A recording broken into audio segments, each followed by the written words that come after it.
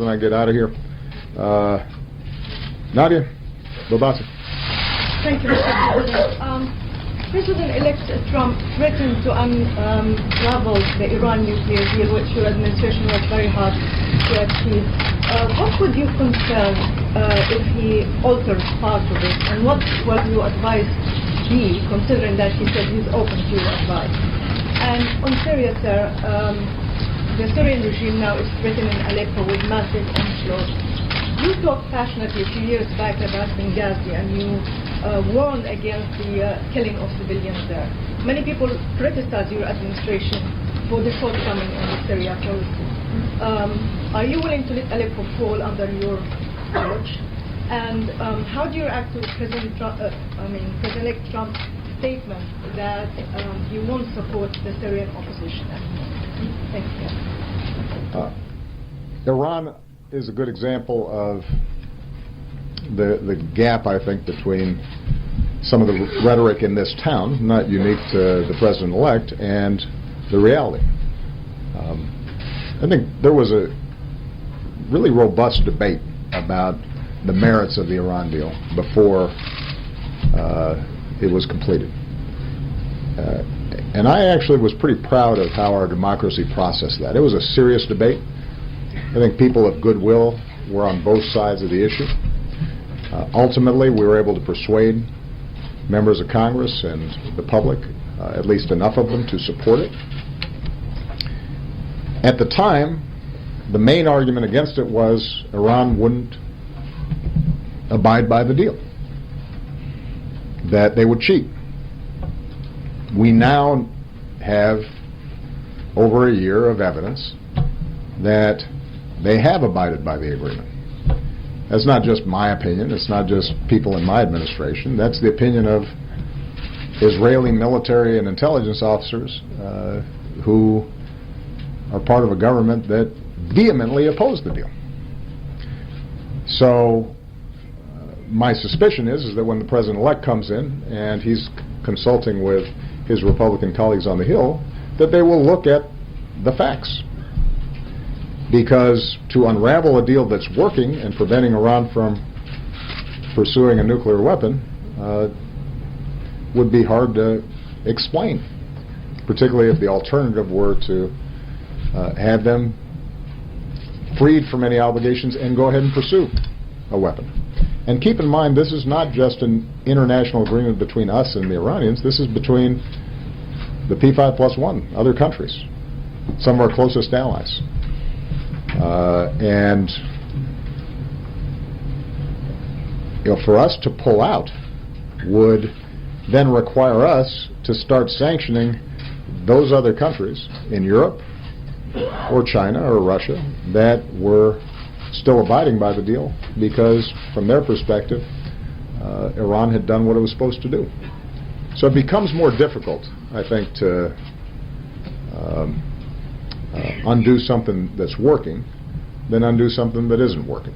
And when you're not responsible for it, I think you can call it a terrible deal. When you are responsible for the deal and preventing Iran from getting a nuclear weapon, you're more likely to look at the facts. That is going to be true in other circumstances. For example, the Paris Agreement. Obviously, there's been a lot of talk about the possibility of undoing this international agreement. Now, you've got 200 countries that have signed up for this thing. And the good news is that what we've been able to show over the last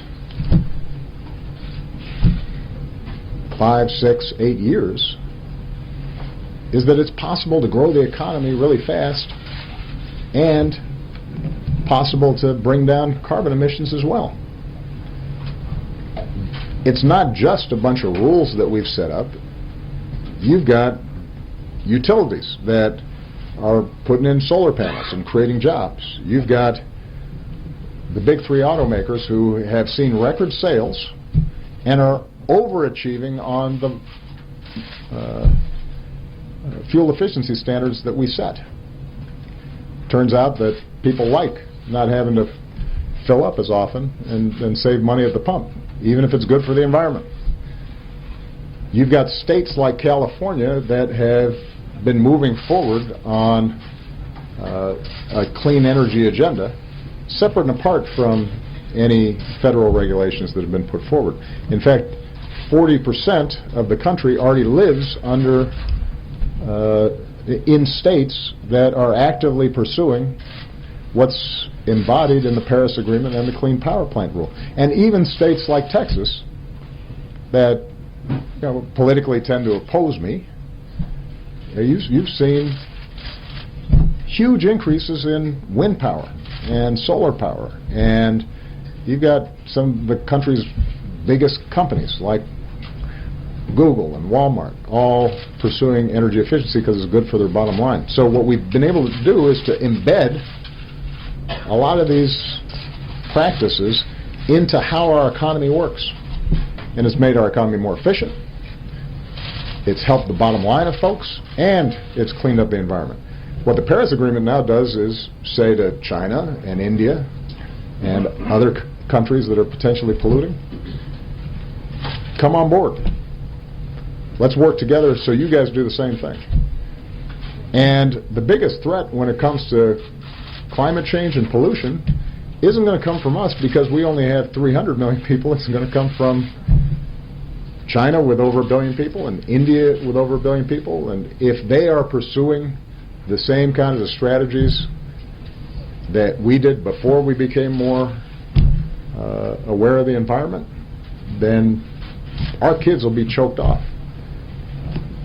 And so again, do I think that the new administration will make some changes? Absolutely.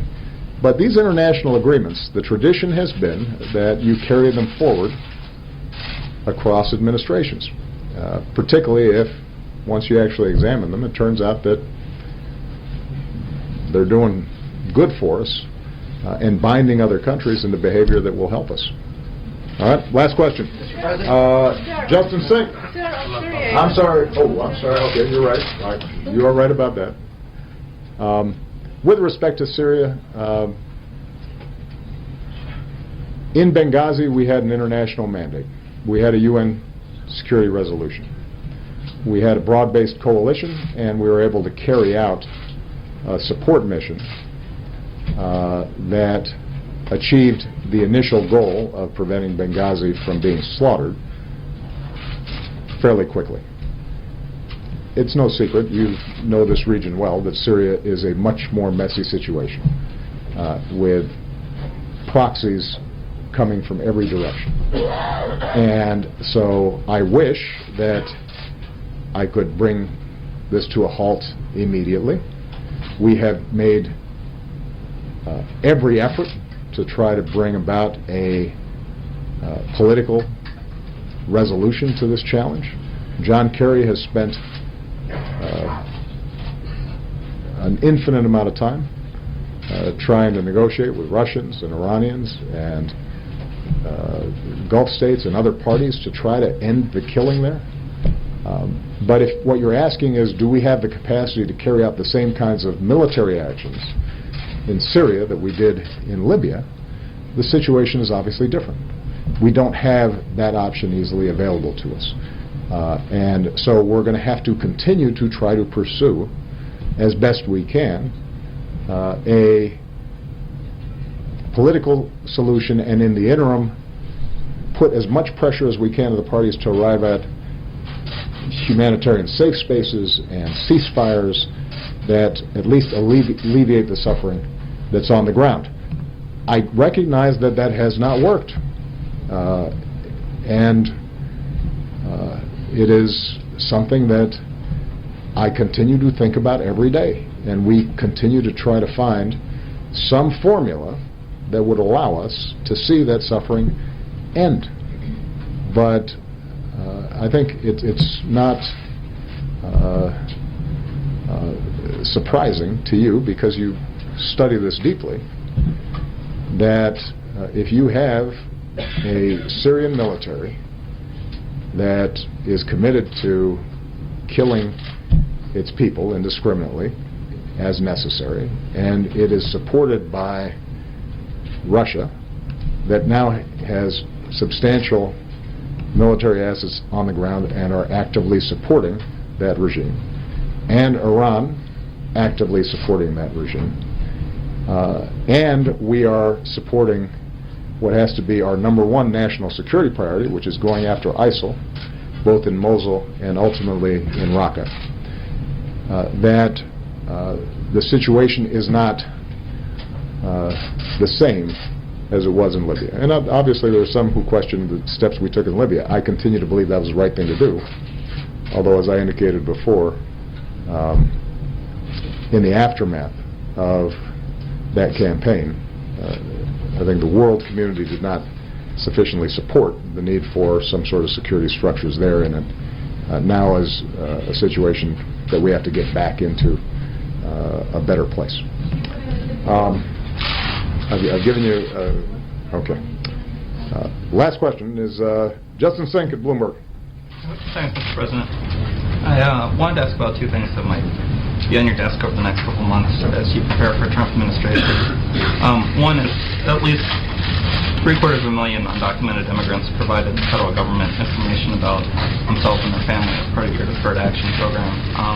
Wondering if there's anything you can do to either reassure them or shield that information from the incoming Trump administration, considering his stance on immigration. And the second is, the administration and you have long maintained that the legal restraints put on you by Congress governing movement of detainees from Gitmo are an unconstitutional infringement on your rights as Commander-in-Chief. Considering the gradual transfers that you've pursued are unlikely to continue under a Trump administration, is this now the time to sort of test that theory by moving the detainees and seeing where the chips fall? Those are both excellent questions. On the Deferred Action Program that we have, known as DACA, that relates to Dreamers who are currently benefiting from these provisions, I will urge the President-elect and the incoming administration to think long and hard before they are endangering the status of what, for all practical purposes, are American kids. I mean, these are kids who were brought here by their parents. They did nothing wrong. They've gone to school. They have pledged allegiance to the flag. Some of them have joined the military. They've enrolled in school. By definition, if they're part of this program, they are solid, wonderful young people of good character. And it is my strong belief that the majority of the American people would not want to see suddenly those kids have to start hiding again. And that's something that I will encourage the President-elect to look at. With respect to Guantanamo, it is true that I have not been able to close the darn thing because of the congressional restrictions that have been placed on us. What is also true is we have greatly reduced the population. You now have significantly less than 100 people there. There are some additional transfers that may be taking place over the next 2 months.